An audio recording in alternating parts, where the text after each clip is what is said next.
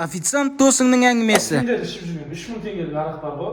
Соны біздің ресторанда 15 мыңнан сатады ғой. Да, ну, не арақ? Екеуі бірдей әйтпесе. Алдында ресторанға Қайрат Нұртас келеді ғой. Қош братан. Да, өзім айтам көрдім ба братан? Суретке түсіп алдым да. Бар ма ол? 31 декабрь сменге түсіп қалған ғой, короче. И бәріміз маспыз ғой. Сменге дейін мас. Повар, кухня, бәрі хлам ана жерде. Короче, алдында барып сумкаға салып, типтен салып шығады. Тексермей ма братан? Тексереді ғой, тәте таныс қой, просто.